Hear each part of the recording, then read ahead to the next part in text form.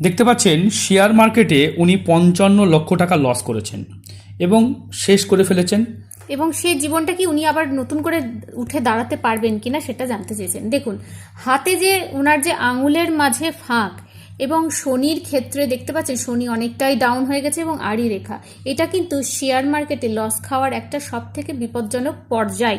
যাদের আঙুলের মাঝে এরকম ফাঁক থাকবে, শনি খারাপ হয়ে যাবে এবং শনিতে আড়ি রেখা তৈরি হবে এবং আয়ু রেখাও যদি ছোট থাকে, তাদেরকে একটাই কথা বলবো, শেয়ার মার্কেট হোক, লটারি, সাট্টা, জুয়া বা বেটিং, যে কোনো আপনারা যে ফ্যান্টাসি গেম খেলুন, সেতে কখনোই টাকা পয়সা লাগাবেন না। এতে আপনাদের জীবন শুধু নষ্ট হবে না, সম্পূর্ণ জীবনের পুঁজি চলে যাবে।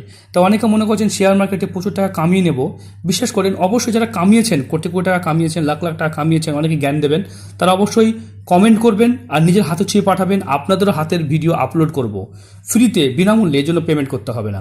অবশ্যই কমেন্ট করবেন এবং হাতে বলবেন আপনি কোটি টাকা কামিয়েছেন। তাই শেয়ার মার্কেটে কখনোই যাবেন না, এখানে কিন্তু প্রচুর প্রচুর অর্থ নষ্ট হচ্ছে। যাদের হাতে এই ধরনের মারাত্মক চিহ্ন আছে তাদের কথা বলছি।